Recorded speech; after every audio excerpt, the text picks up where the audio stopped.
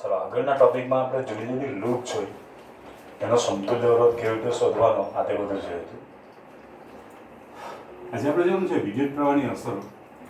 વિદ્યુત પ્રવાહની 4 અસર છે. પહેલું છે વિદ્યુત પ્રવાહની તાપીય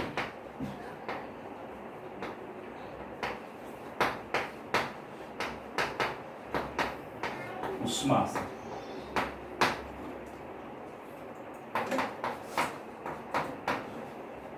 બીજું છે વિદ્યુત પ્રવાહની યાંત્રિક અસર. બીજું છે વિદ્યુત પ્રવાહની ચુંબકીય અસર. અને ચોથું છે વિદ્યુત પ્રવાહની રાસાયણિક અસર. એટલીસ્ટ કંઈ નહીં, આપણે આના વિશે દીપમાં જવાનું છે, પણ આના આધારિત કાર્યાન્વિત જે ઉદાહરણો છે ને એને જોઈ લેવા પડે. આ તો તમને ખ્યાલ જ આવશે કે વિદ્યુત પ્રવાહની તાપીય અસર, ઉષ્મા અસર હેઠળ, દાખલા તરીકે આપણે જોઈએ તો આપણા ઘરમાં ઓવન હોય, ટોસ્ટર હોય, ઇસ્ત્રી, વિદ્યુત ઇસ્ત્રી, ખાલી ઇસ્ત્રી ના લખતા, પછી વિદ્યુત ઓવન, પછી વિદ્યુત સગડી, ટોસ્ટર, આ બધા વિદ્યુત પ્રવાહની તાપીય અસર હેઠળ કાર્ય કરશે. ફ્યુઝ, બલ્બ પણ આવે, બલ્બમાં પણ મેક્સિમમ વિદ્યુત ઉર્જાનું ઉષ્મા અને અંતે અમુક ટકા ઉર્જાનું જ પ્રકાશમાં રૂપાંતર. વિદ્યુત પ્રવાહની યાંત્રિક અસર, કોઈક યાંત્રિક કાર્ય કરવાનું છે, વિદ્યુત મોટર, વિદ્યુત પંખો, બ્લેન્ડર, વોશિંગ મશીન, બરાબર છે, એ વિદ્યુત પ્રવાહની યાંત્રિક અસર હેઠળ કાર્ય કરે. વિદ્યુત પ્રવાહની ચુંબકીય અસર, વિદ્યુત ઘંટડી, બરાબર, ધ્વનિ સાથે સંકળાયેલા જે વિદ્યુત ઉપકરણો છે મોટે ભાગે આની અંદર આવશે. પછી મેગ્લેવ ટ્રેન,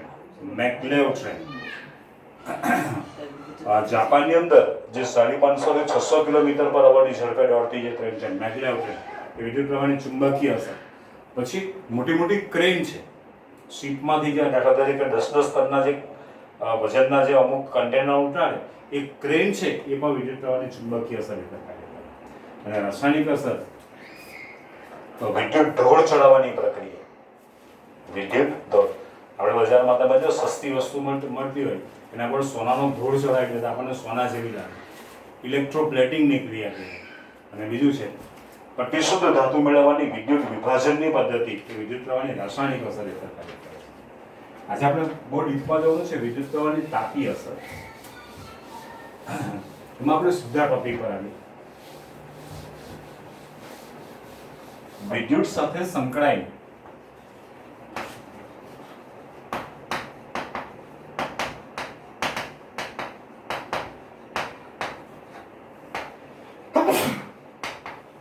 ઉષ્મા ઉર્જા H બરાબર I²RT સૂત્ર હતા. વિદ્યુત સાથે સંકળાયેલી ઉષ્મા ઉર્જા H બરાબર I²RT સૂત્ર હતા.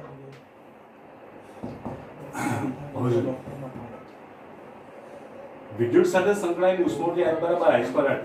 હવે સમજી લો, મારી પાસે કોઈ એવો વાહક તાર છે, કોઈ અવરોધ છે, કોઈ ઉપકરણ છે, કોઈ પણ શબ્દ છે, જો આમાંથી મારે વિદ્યુત પ્રવાહનું સતત વહન કરવું હોય, તમે આ ટોપિકના પહેલા જે 2 વાક્યો છે ને એને બરાબર ધ્યાનથી સમજી લો તો મને નથી લાગતું કે એમાં કોઈ પણ વસ્તુમાં તમારી ભૂલ. પહેલું વાક્ય, કોઈ પણ વાહકમાંથી વિદ્યુત પ્રવાહના સતત વહન માટે બેટરીએ સતત કાર્ય કરવું પડે. મને સમજાવો, મારે વિદ્યુત પ્રવાહ, મારી પાસે ખાલી વાહક તાર જ છે, જો મારે સતત વિદ્યુત પ્રવાહનું વહન કરવું હોય તો અને હું બેટરી સાથે જોડી દઉં, બરાબર. પહેલા તમે જો જ્યાં સુધી બેટરીનો ઓપરેટ ન કરો ત્યાં સુધી તમે જોશો આના બંને છેડા વચ્ચેનો વિદ્યુત સ્થિતિમાનનો તફાવત છે કે તમે જોશો એક સરખો જ હોય એટલે વિદ્યુત પ્રવાહનું વહન થતું નથી.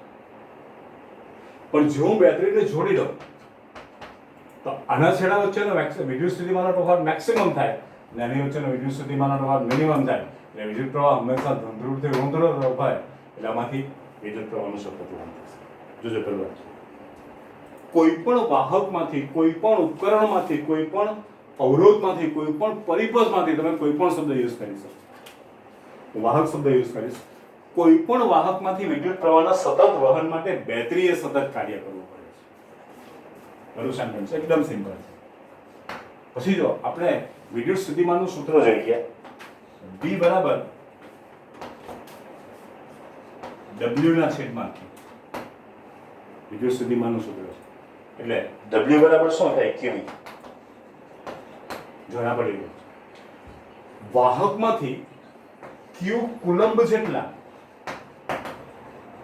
વિદ્યુત ભારના સતત વહન માટે, વાહકમાંથી Q કુલંબ જેટલા વિદ્યુત ભારના સતત વહન માટે અને તેના બંને છેડા વચ્ચે V વોલ્ટ જેટલો વિદ્યુત સ્થિતિમાનનો તફાવત પેદા કરવા માટે, તેના બંને છેડા વચ્ચે V વોલ્ટ જેટલો વિદ્યુત સ્થિતિમાનનો તફાવત પેદા કરવા માટે બેટરીએ QV જેટલું કાર્ય કરવું પડે માટે કેપિટલ W બરાબર Q ઇન્ટુ પરિણામ નંબર. તો ફરી એકવાર હું આ સેન્ટેન્સ બે વાર રિપીટ કરીશ. પહેલું સેન્ટેન્સ શું છે? તો કે કોઈ પણ વાહકમાંથી વિદ્યુત પ્રવાહના સતત વહન માટે બેટરીએ સતત કાર્ય કરવું પડે છે. બીજું વાક્ય બરાબર ધ્યાન રાખજો.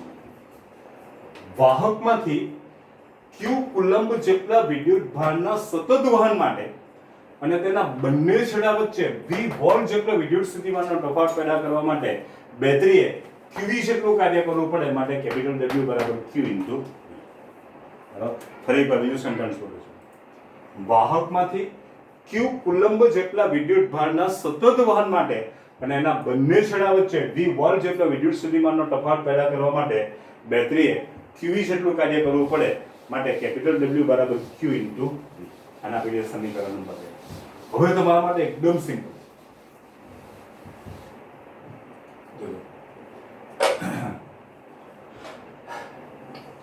હવે વિદ્યુત પ્રવાહ I બરાબર Q ના છેદમાં T માટે Q બરાબર શું થાય? આ Q નું મૂલ્ય હું સમીકરણ 1 માં મૂકી દઉં માટે કેપિટલ W બરાબર IT ઇન્ટુ કેપિટલ W બરાબર IT ઇન્ટુ અને હવે સમીકરણ નંબર 2. ચાલો હવે ઓહમના નિયમ પ્રમાણે I બરાબર V ના છેદમાં માટે V બરાબર શું થાય? I. આ V નું મૂલ્ય હું સમીકરણ 2 માં મૂકી દઉં માટે કેપિટલ W બરાબર IT into IR. IT into IR માટે કેપિટલ W બરાબર I સ્ક્વેર RT. આમ કેપિટલ W બરાબર I સ્ક્વેર RT. આમ R અવરોધ વાળા વાહકમાંથી, જ્યારે વાહક શબ્દ યુઝ કરતા, આમ R અવરોધ વાળા વાહકમાંથી I જેટલા વિદ્યુત પ્રવાહને T સમય માટે પસાર કરતા તેમાં વપરાતી વિદ્યુત ઉર્જા, તેમાં ખર્ચાતી વિદ્યુત ઉર્જા I સ્ક્વેર RT જેટલી. I સ્ક્વેર RT જેટલી. હવે જો જેટલી ઉર્જા વાપરું એટલી ઉર્જાનું ઉર્જા સંચયના નિયમ પ્રમાણે અન્ય ઉર્જામાં રૂપાંતર થાય. આમ R અવરોધવાળા વાહકમાંથી I જેટલા વિદ્યુત પ્રવાહને T સમય માટે પસાર કરતા તેમાં કાર્ય કરવું પડે, અર્થાત તેમાં વપરાતી વિદ્યુત ઉર્જા I સ્ક્વેર RT જેટલી હોય. જો વિદ્યુત ઉર્જાનું ઉષ્મા ઉર્જામાં રૂપાંતર થતું હોય તો ઉષ્મા ઉર્જા H બરાબર I સ્ક્વેર RT. બરાબર? જેને જૂલનો નિયમ કહે છે. જેને શું કહે છે? જૂલનો નિયમ. ફરી વાર એકદમ સિમ્પલ વસ્તુ છે. પેલા બે સેન્ટેન્સ ખ્યાલ આવી ગયા. કોઈ પણ વાહકમાંથી વિદ્યુત પ્રવાહના સતત વહન માટે બેટરીએ સતત કાર્ય કરવું પડે છે. વાહકમાંથી Q કુલંબ જેટલા વિદ્યુત ભારના વહન માટે અને તેના બંને છેડા વચ્ચે V વોલ્ટ જેટલો વિદ્યુત સ્થિતિમાનનો તફાવત પેદા કરવા માટે બેટરીએ QV જેટલું કાર્ય કરવું પડે માટે કેપિટલ W બરાબર Q ઇન્ટુ. આપણે પહેલું સૂત્ર જોયું. હવે વિદ્યુત પ્રવાહ I બરાબર Q ના છેદમાં T માટે Q બરાબર શું થાય? IT. આ Q નું મૂલ્ય હું સમીકરણ 1 માં મૂકી દઉં તો W બરાબર શું આવશે? IT into. હવે ઓહમના નિયમ પ્રમાણે I બરાબર V ના છેદમાં માટે V બરાબર શું થાય? અહીંયા આ V નું મૂલ્ય હું સમીકરણ 2 માં મૂકી દઉં IT ઇન્ટુ IR માટે W બરાબર I સ્ક્વેર RT. આમ આ અવરોધવાળા વાહકમાંથી I જેટલા પ્રવાહને T સમય માટે પસાર કરતા તેમાં ખર્ચાતી વિદ્યુત ઉર્જા, તેમાં વપરાતી વિદ્યુત ઉર્જા કેટલી થતી હોય? I2RT જેટલી હોય. માટે અને આ ઉર્જાનું સમારૂપાંતર ઉર્જા સંચયના નિયમ પ્રમાણે ઉષ્મા ઉર્જામાં રૂપાંતર થાય માટે H બરાબર I2RT, જેને જૂલનો નિયમ કહે છે. જેને જૂલનો નિયમ.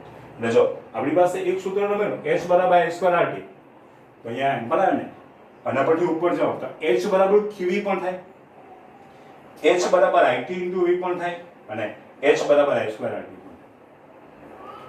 બરાબર? 3 માર્કમાં પૂછવું તો પૂછી શકે. પણ આ એક પ્રશ્ન ખાસ પૂછે કે જૂલના નિયમ પ્રમાણે કોઈ પણ વાહકમાં અથવા તો અવરોધમાં અથવા તો પરિપથમાં અથવા તો ઉપકરણમાં ઉત્પન્ન થતી ઉષ્મા ઉર્જા એ કઈ કઈ બાબત પર અને કઈ રીતે આધાર રાખે છે? જૂલના નિયમ પ્રમાણે કોઈ પણ વાહકમાં અથવા તો અવરોધમાં ઉત્પન્ન થતી ઉષ્મા ઉર્જા એ કઈ કઈ બાબત પર અને કઈ રીતે આધાર રાખે છે? તો જો મને H બરાબર I2RT તો હું કહી શકું H ચલે છે I2, H ચલે છે R અને H ચલે છે. બસ ખાલી આ મેં આના પડી દીધું છે અને એને વ્યાખ્યાયિત બનાવી.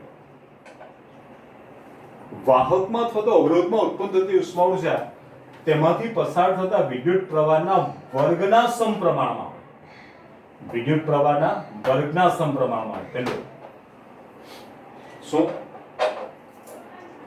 આપેલા અવરોધમાં ઉત્પન્ન થતી ઉષ્મા ઉર્જા તે અવરોધમાંથી પસાર થતા વિદ્યુત પ્રવાહના વર્ગના સમપ્રમાણમાં હોય માટે H ચલે છે I2. આપેલ પ્રવાહ માટે પ્રવાહનું ફિક્સ કરી દો. અવરોધમાં ઉત્પન્ન થતી ઉષ્મા ઉર્જા બરાબર તે વાહકના વિદ્યુત અવરોધના સમપ્રમાણમાં હોય. આપેલ પ્રવાહ માટે વાહકમાં ઉત્પન્ન થતી ઉષ્મા ઉર્જા તે વાહકના વિદ્યુત અવરોધના સમપ્રમાણમાં હોય. એટલે બીજું આવશે H ચલે છે આ, અને ત્રીજું આવશે આપેલ પ્રવાહ અને અવરોધ માટે વાહકમાં ઉત્પન્ન થતી ઉષ્મા ઉર્જા તે વાહકમાંથી કેટલા સમય માટે વિદ્યુત પ્રવાહને પસાર કરવામાં આવે તે પ્રવાહના સમપ્રમાણમાં હોય એટલે H ચલે છે. મારી દ્રષ્ટિએ બોર્ડમાં એકવાર આ પ્રશ્ન પૂછાઈ ગયો છે એટલે આ તમારે ખાસ કરવાનું. 3 જ મુદ્દાના 2 માર્ક લેવાના છે. 3 જ મુદ્દાના 2 માર્ક. શું ફરી એકવાર? વાહકમાં ઉત્પન્ન થતી ઉષ્મા ઉર્જા તે વાહકમાંથી પસાર થતા વિદ્યુત પ્રવાહના વર્ગના સમપ્રમાણમાં હોય માટે H ચલે છે I2. બીજું, આપેલ પ્રવાહ માટે વાહકમાં ઉત્પન્ન થતી ઉષ્મા ઉર્જા તે વાહકના વિદ્યુત અવરોધના સમપ્રમાણમાં હોય માટે H ચલે છે આ. આપેલ પ્રવાહ અને અવરોધ માટે વાહકમાં ઉત્પન્ન થતી ઉષ્મા ઉર્જા તેમાંથી કેટલા સમય માટે વિદ્યુત પ્રવાહને પસાર કરવામાં આવે તે સમયના સમપ્રમાણમાં હોય માટે H ચલે છે. બરાબર? આ 2 સવાલ બરાબર ધ્યાનથી કરજો. એક પૂછ કરો.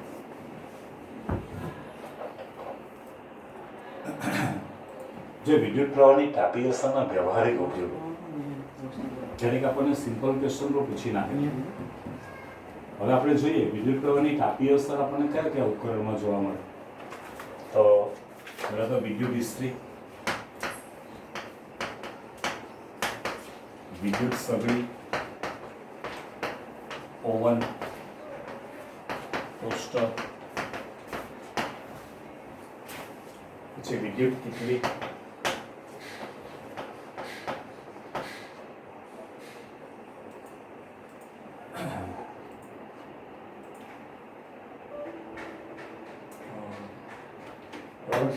બધા જ ઉપકરણ છે. આપણે પાણી કરવા માટેનો વિદ્યુત હીટર,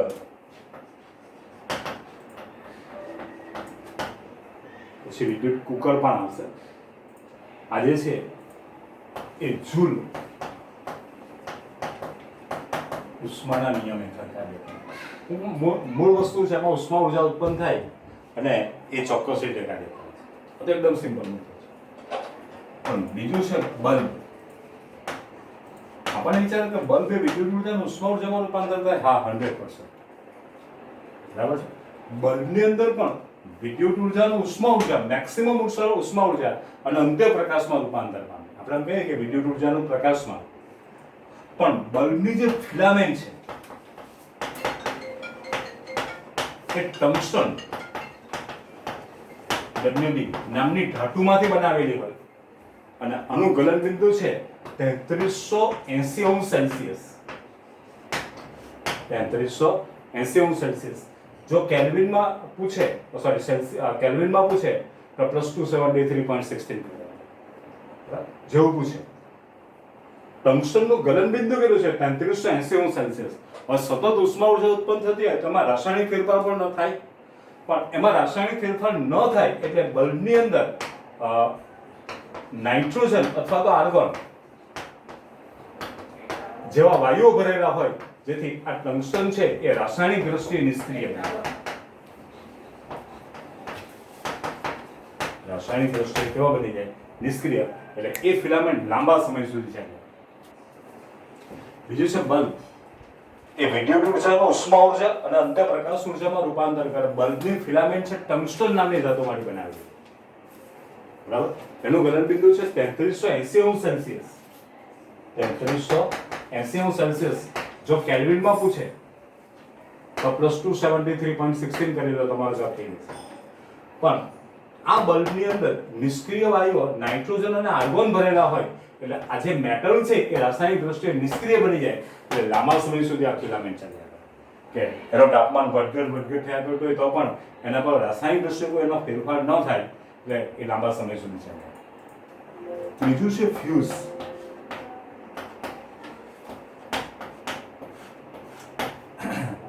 મેં શ્રેણી જોડાણના ફાયદા, શ્રેણી જોડાણના ગેરફાયદા, લાક્ષણિકતા, ગેરફાયદા અને ફાયદા, સમાંતર જોડાણની લાક્ષણિકતા અને ફાયદા, શ્રેણી જોડાણની લાક્ષણિકતા, ગેરફાયદા અને ફાયદા.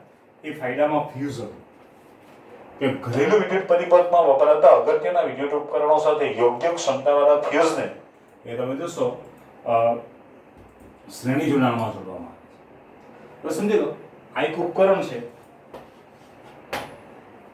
સમજી લો કે 1 કિલોવોટનું છે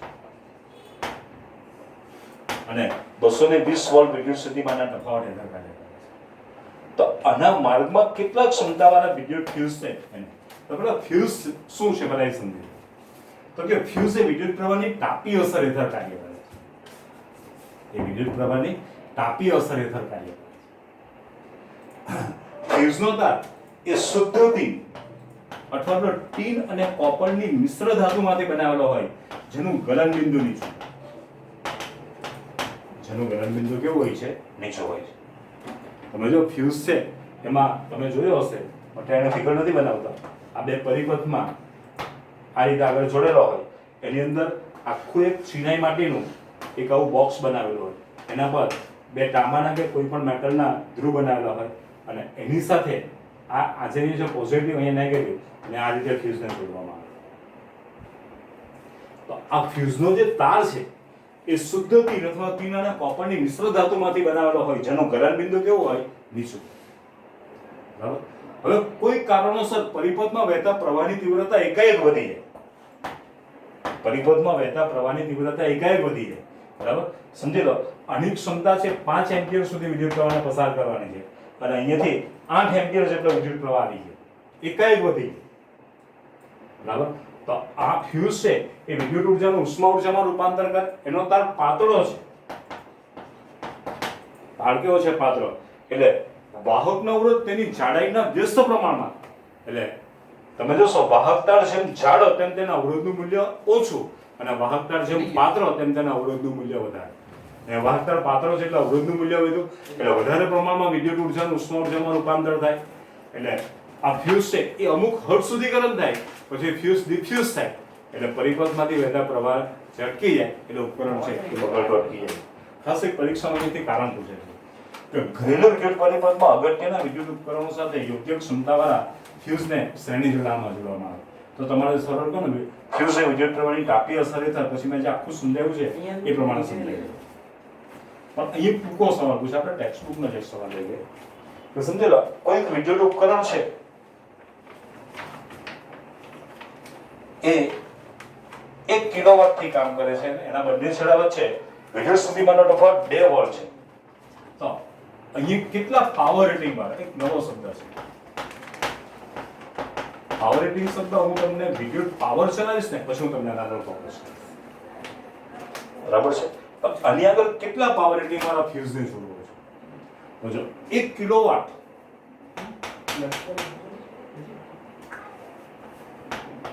એટલે P બરાબર 1 કિલોવોટ થઈ ગયું, બરાબર. V બરાબર 220 વોલ્ટ. અત્યારે તમને ખ્યાલ નહીં આવશે પણ સૂત્ર છે P બરાબર I into V. આવડું સૂત્ર છે P બરાબર I into V. માટે I બરાબર શું મળશે? P ના છેદમાં V. I બરાબર P ના છેદમાં V. હવે જો પાવર રેટિંગ નું મૂલ્ય કેટલું છે? 1 કિલોવોટ બરાબર 1000 વોટ ભાગ્યા વિદ્યુત સ્થિતિમાનનો તફાવત કેટલો છે? 220 વોલ્ટ. બિંદુ બિંદુ નીકળી ગયું.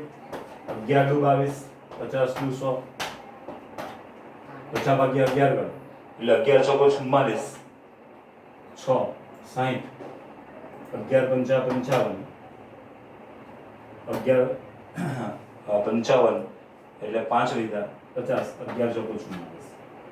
તમે આમ આગળ વધતા જાઓ તો 5 4 5 4 આવે એટલે એપ્રોક્સિમેટ 4.55.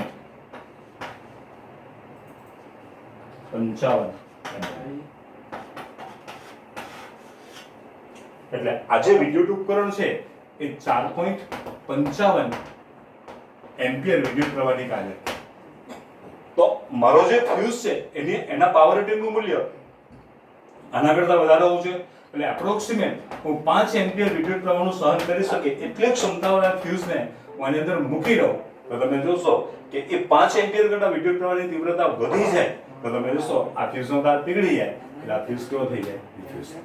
એટલે આવી રીતે તમને કોઈ પૂછી શકે કેટલી ક્ષમતાવાળા ફ્યુઝ તેને મૂકવો છે તો આ 4.5 એમ્પિયર છે એના કરતા વધારે હોવો છે, બરાબર. તમને પરીક્ષામાં આપશે કે એકદમ લોએસ્ટ આપે કે આનાથી વધારે, બરાબર. આની નજીકમાં એકાદ જ આપેલો છે એટલે આવી રીતે પાવર રેટિંગનું મૂલ્ય છે શોધી શકે, બરાબર છે. આ વિદ્યુત પ્રવાહના વ્યવહારિક ઉપયોગ. અહીંયા મને એક ટૂંકો સવાલ આ દેખાય છે કે ફ્યુઝનો તાર, ફ્યુઝની ફિલામેન્ટ એ કઈ મેટલમાંથી બનાવવામાં આવે છે? તો ટંગસ્ટન. એનું ગલનબિંદુ કેટલું? 3380°C. કેલ્વિનમાં પૂછે તો +273 કરી નાખવાનું એટલે કેટલા આવશે? 3 7 ને 15 5 વધી પડી 1 4 ને 2 6 3653 કેલ્વિન થાય. 3653 કેલ્વિન. બરાબર. 3653.16 પણ લખી શકો. અંશ ફેરેનહાઇટ બોલાય, અંશ સેલ્સિયસ બોલાય. કેલ્વિનમાં અંશ કેલ્વિન નહીં બોલાય, ડાયરેક્ટ જ કેલ્વિન. 0 કેલ્વિન, 0 કેલ્વિન, બરાબર છે. આ છે વિદ્યુત પ્રવાહના તાપીય અસરના વ્યવહારિક ઉપયોગ. ત્રણ રીતે આપણે એનો ઉપયોગ કરીએ છીએ. મીઠું બંધ કરી.